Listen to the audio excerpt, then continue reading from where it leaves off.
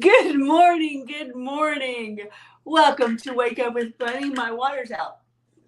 Yeah, it's completely dead. But I've got my coffee, so life is good. How many of you guys tuned in last night to Spicy Tea with Bunny and SB?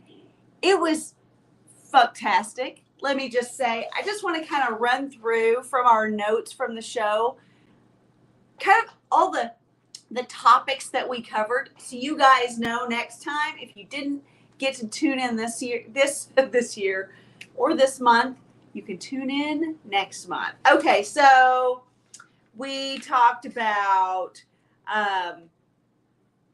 like how we realized, Sarah Beth and I each realized that we were a little bit more sexualized, a little bit more excited about sex, a little bit more enthusiastic about sex than kind of maybe normal girls or your average girl, or that we kind of had another gear. That was very cool. That was a great conversation. We talked about Burning Man. We talked about Jimmy Buffett because quite honestly, I was like, I bet Sarah Beth has been to Burning Man like every year since she turned 16 or something. And she was like, no, I haven't. And she asked me about Jimmy Buffett because I seem like the kind of girl who would be at Jimmy Buffett. We talked about how to help your girl or each other, because really the Spicy Tea Show is very much for men and women.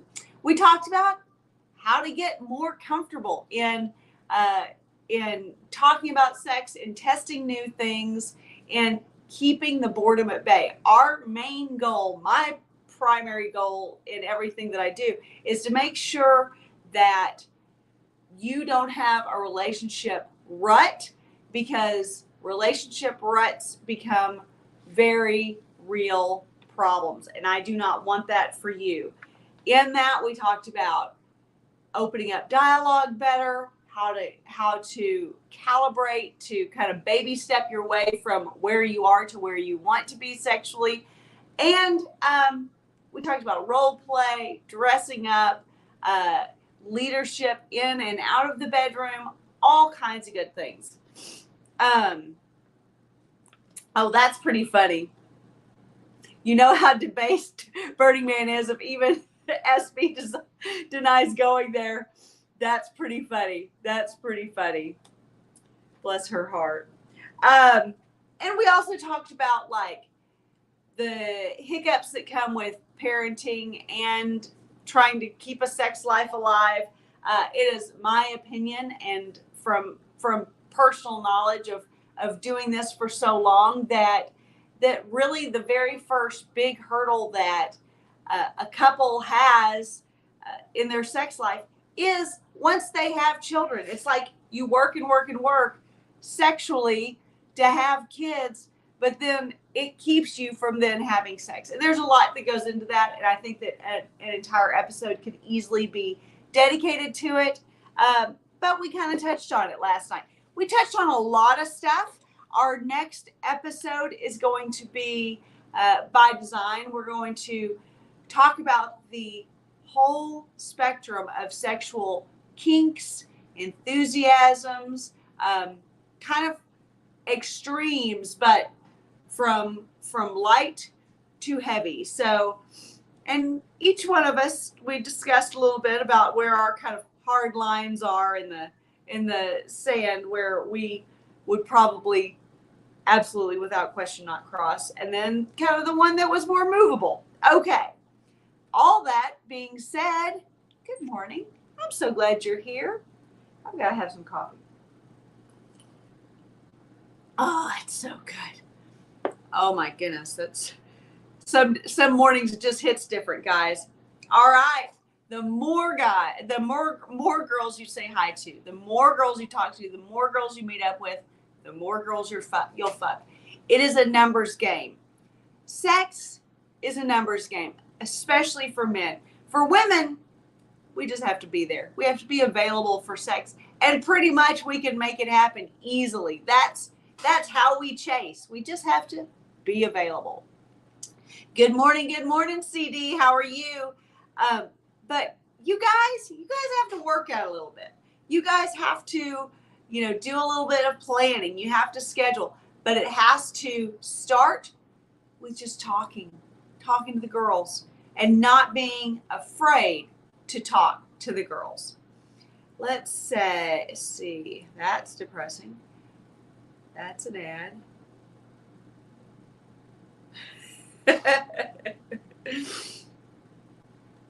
Let's just watch this. Ever since you guys brought us together, Uh-huh. yeah, we're kind of like a thing now, He just No way. Yeah. I need that every day, you feel me? No way. How was I going to let that get away? So after being on the fan bus together for the first time, have you guys spent every day together? How has that been? He's been in pretty much every day, multiple times. Pretty I think. much, yeah. No way. Yeah. He loves it. She's been watching my kids and stuff for the whole time after the bus. Oh, you're a kid? Wait. Oh. Oh, wow, that's dirty. Yeah. So you guys are a thing now. Yeah, I think so. Yeah, you can say that. Has he improved since being on the bus and losing his... Yeah, he's like, yeah. But I thought it was good ever since the first time. Really? Mm-hmm. You got it. It only can get better. Mm-hmm. Yeah. How about that tongue game? Is it getting better? I mean, that was like good from the start. Oh. No, Oh my. Oh my, that's a lot to unpack. So you guys probably know that this guy was on like a show or something, this bus thing. Anyway, that's pretty freaking funny. I will say, I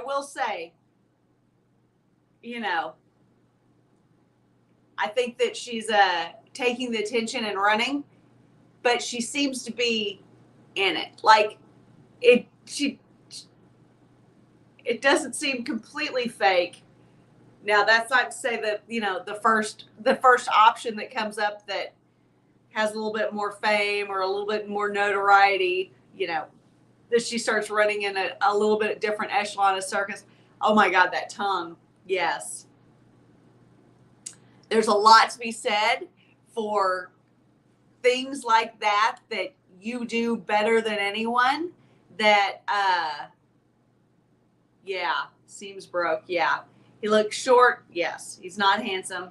He's broke. Yeah, for sure. But that's pretty interesting. I look forward to seeing how that plays out. I will say, for right now, her interest seems genuine, but it seems also a little bit convenient, shall we say.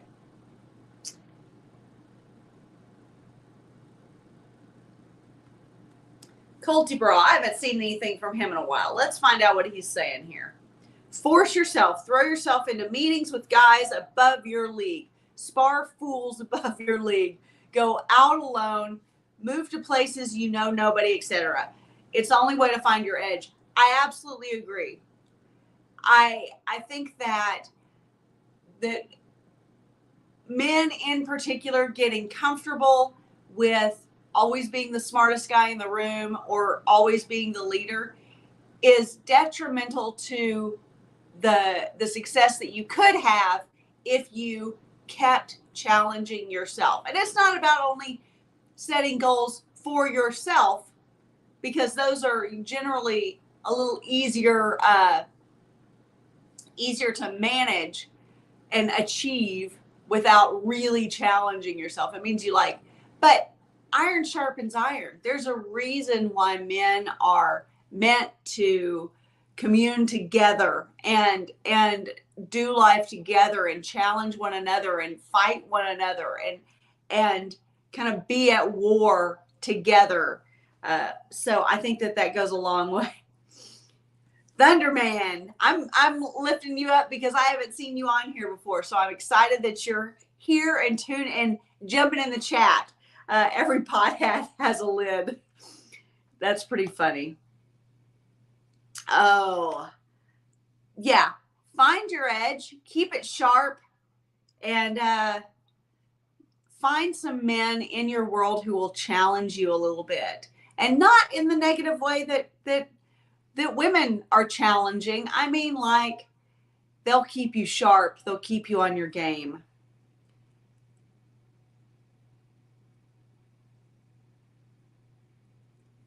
I love deadlifting. Whew. I love it. I love it. I love it. The more cocks that have ravaged a woman, the less any one cock will mesmerize her.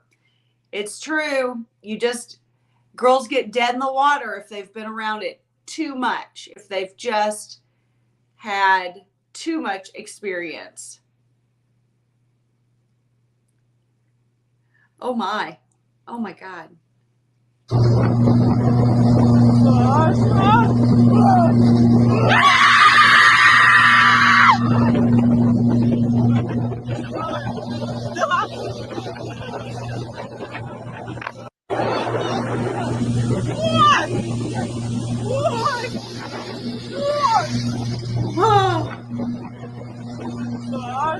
That looks terrifying. Absolutely terrifying. That boat wasn't from zero to going. It was already going. And this bear is like, even once it hits the water, nothing really slowed it down. And am I hallucinating? Is that 2 more bears right there? Like, waiting to jump in? Oh. Please share the ugliest place you've ever been. You guys can tune in on this one.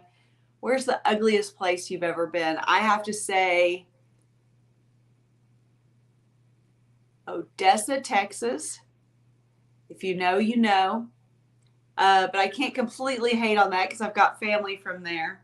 But I would say the ugliest place I've ever been that I haven't lived or had like a reason to be there would have to be Toledo, Ohio.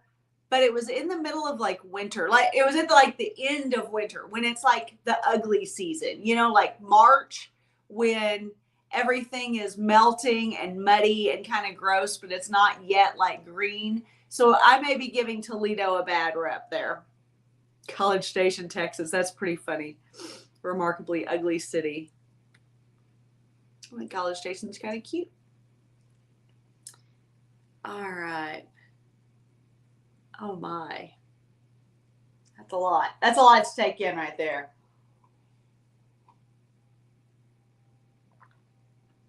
Yeah. Good luck with that. Good luck begging girls to stop being fat. All right, dominant polarity, bring it. Let's be real. Only about 1% of married women with a low libido have genuine hormonal issues. 1000%, this is correct. The main cause of low libido is you. You're not obsessed enough with your mission, and you're not fun when you do give her attention either. This is great. So, like I said on the top of the show, Sarah Beth and I also discussed this on the live show last night, the Spicy Tea with Bunny and SB. Oftentimes, it has nothing to do with hormonal dips. You know, if your wife is predominantly, and I say wife, this could be girlfriend, long-term, you know, girlfriend, whatever, or just the fact that you're a little bit older. So hormones come, instead of it just being a roller coaster of emotion, it's dryness, it's lack of libido, it's things of that nature. So the older a woman gets, the lower those kind of hormonal levels that help bring about a healthy sex life go down typically. But if you will make sure that her doctor knows that you value your sex life and that we're going to get it back on track, that you need a full markup of her, that you need blood work, that you need everything checked. You need to find out, is this a hormonal issue or is this just my wife being a complete and total cunt? These are the questions that really matter. You need to lead from the front and never stop. We talked about this last night as well, and dominant polarity is on the money with it. You lead, and then she, number one, gets turned on by your leadership, and number two, she doesn't want to fall out of good graces with you. And so therefore she continues to follow. She continues to keep herself up and continues to be excited for you sexually, because she genuinely knows that if she doesn't, she won't last. She won't be around. So this is a good one. You can take this to the bank. Oftentimes the problem is not hormones. It's very much leadership. A lot of ads on Twitter these days.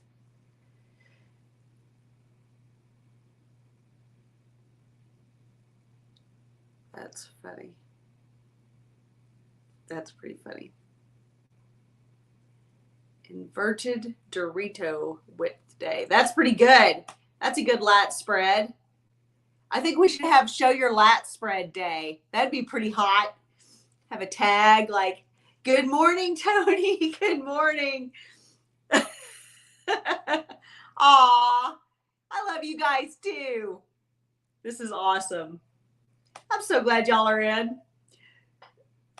Guys, honest to God, with as late as I was up last night on the Spicy Tea Show, if you guys weren't communicating with me this morning, I might just fall asleep. I got a big cup of coffee and we are cranking it. But this is a great lat spread. I would love so much. Not that lat spread is necessarily a deal breaker for everyone, but it definitely shows a depth of strength that you have to work at in order to achieve. I find it fascinating how many men, and I mean of every age and stage of life, work what they can see. So they work chest and they work biceps, and they completely eliminate the back and everything. Then they end up with shoulder issues. Then they end up with terrible posture. They end up structurally very weak, and they usually let their legs just go to shit. So it's a whole thing. Muscles and mascara. I wore the right shirt for this particular post, and I didn't even know it was out there.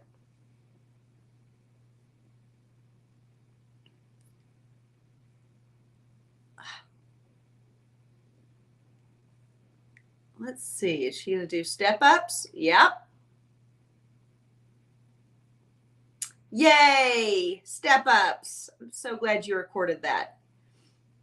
I love it. I love it. I think sometimes I spend too much time in the gym. I'm like, good job. You're doing step ups. Oh my. Why was this person just standing there anyway?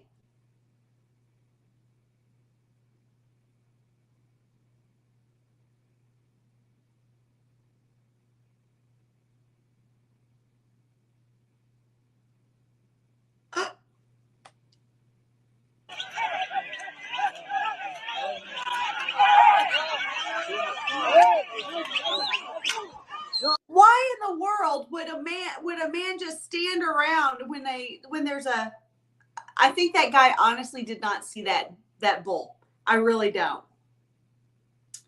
I don't think he saw him, because he was just like leaning there playing on his fucking phone. Jiminy Christmas. All right, this place is in Austin, so it's right in our neck of the woods. Now hiring. Dear vegans, if you are trying to save the animals, stop eating their food. I like that. They always have good signs. Guys, if you want to stay on and hear my voice for hours on end, please tune into the Morning Hustle in 3 hours with Worth Playboy and I. It is going to be a great show. Interesting to watch. Couples in their 20s. A girl will give a man 2 years to propose. Once that second anniversary passes, she starts getting stressed. It is. Her jaw starts to clench. Her tempers get shorter. Her patience disappears. She starts weighing the options. 90% of the time, the man isn't even thinking about marriage at all. He's just happy to be regularly fucking. We talk about this a lot. It couldn't be more true. Girls have a biological clock that gets them ticking on having babies, and we have a biological clock that gets us ticking on what has to come first before babies, in theory at least, in that we have to have the serious boyfriend in order to have the proposal, the engagement. We have to have the wedding in order to have the marriage. We have to have the marriage in order to have the house. We have to have the house in order to start having a family, because you can't have babies, you can't start a family in a 1-bedroom apartment. It's like amazing how by the clock this is for any of the girls that, now this is assuming the girl hasn't already like completely gotten pregnant out of wedlock, gotten knocked up in high school, something along those lines. We're talking about the normal projection of the way a girl's timeline runs. But you will notice after, if you don't propose essentially at that 2-year anniversary, pretty much, she will start to weigh her options. She'll start finding more fault with things that you're doing. And she'll start just being less tolerant of things that she used to find adorable. And more often than not, what happens is she breaks up with you and you realize that you actually wanted to spend your life with her. And he's like, I didn't know you wanted to get married. You've got to be a guy who just gets it. If you do not want to get married, you absolutely cannot date a woman for 2 years or more, period. Unless you two have an actual genuine discussion and revisit that discussion time and again. Because oftentimes, listen, girls will say what you want to hear on the early stages of life. I don't want to get married either. I'm having fun. These are the things that girls say in the beginning to help lock you in. It's not reality. So if you've got a girl who said, I don't want to ever get married again, or I don't think marriage is for me, and that was like in the first 3 months of dating, and now we're coming up on 2 years and she's starting to be a bitch, this is very much the reason. If she says that, you need to have those conversations regularly. Now, the flip side of that, and what I always say, so you've probably heard it before if you've been around my neighborhood long, is do not wife up or propose to a girl in normal circumstances, I speak in grand generalizations here, until you have dated for 2 years or more. So every single time I say this, somebody comes out of the woodwork and says, I proposed to my girl on the very first date and we got married on the 3rd date and we've never been happy and we've been together 25 years, which is phenomenal. But the problem is men and women both are notorious for jumping ship these days. So it's just so easy to blow your life up and start from scratch. And that truly is what it is. And it's not nearly as romantic and fun as it sounds. So if you will give it a couple of years, you need to be able to see your person, your possible life partner, through every kind of situation. Money highs, money lows, death, taxes, making big purchases, thinking about financial decisions, celebrating wins, having difficult times at work, having phenomenal times at work, having struggles and successes. You need to see how you to respond and roll through all of the real stuff in life. Because once you are engaged, even if it's a 2-year engagement, even if you have no intention on getting married right away, the blinders go on and you stop seeing anything real about each other. It becomes all about the wedding. It becomes all about the kids. It becomes all about the next steps beyond this proposal. So you start to put blinders on about the realities of the person who's in front of you, and you start to ignore the red flags that are blatantly obvious. and you start thinking that those red flags will go away once you're married. And actually what happens is the things that aggravate you early actually just magnify. They get worse. The irritation with it gets stronger. This is an important thing to always keep in mind if you are marriage minded or family minded, or you just know that eventually someday, even if it's not right now, that you're going to want to get married. My father always told me never to date anyone that I wouldn't be willing to marry. And I think that that was some pretty good advice. Now, of course, I was a girl and not a guy. He's saying don't give yourself up to everyone. That was kind of his way of tactfully saying that. But truly, if you are spending real time with a girl that you can't see yourself eventually marrying, even in your own head, and you're kind of watching for green and red flags, then probably continuing to date her is actually just an exercise in frustration for you, and it's cruel to her. So all that being said, this post is gold. Let's see what else.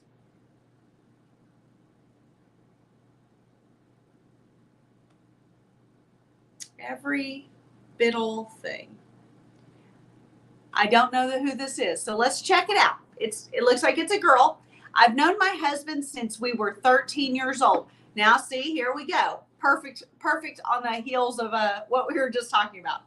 We started dating when I was 16, and then we got married at 22. We both just turned 30.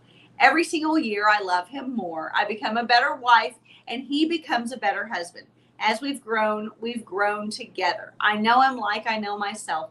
I don't feel like I missed out on anything by only being with him. He's given me all the experience anyone could ever ask for, and I think the innocence present in our relationship makes it all the more sweet. My goal is for my daughters and son to experience the same type of love.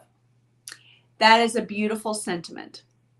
Now I'm going to destroy it. No.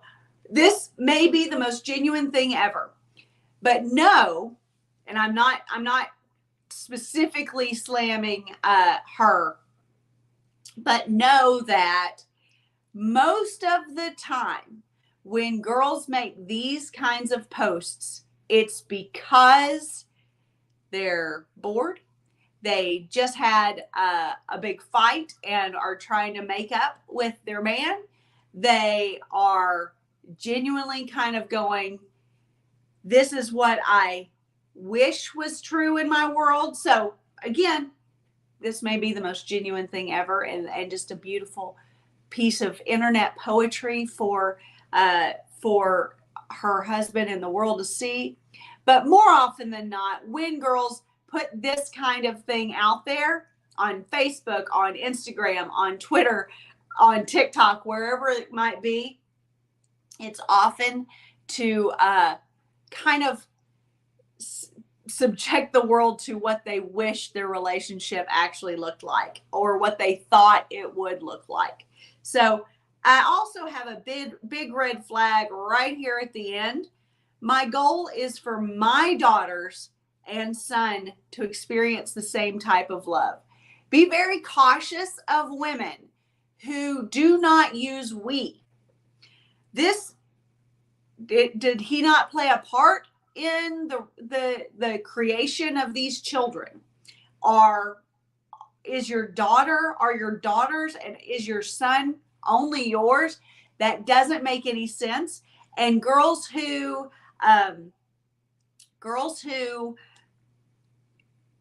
only, they say, my house, my car, my children, my kitchen, my living room, my couch, all of it is mine.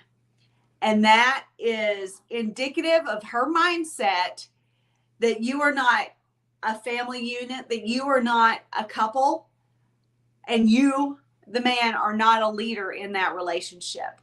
No woman who has a strong male presence in her world, and I mean a strong male presence, not just a guy, who she happens to be legally bound to, that she's known since she was 13. It's a bad sign when you see my daughters and son. It's a bad sign. So I say, you don't want that. Absolutely don't want it. All right. Now, this is a great question. Bunny, was dating easier back in your day?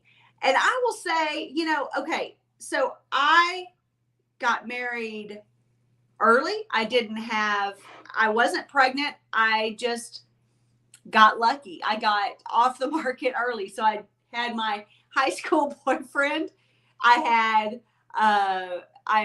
met my husband when I was actually dating my high school boyfriend still in college. So it was very easy. When you're 19 years old, it's very easy to meet men. But I will say that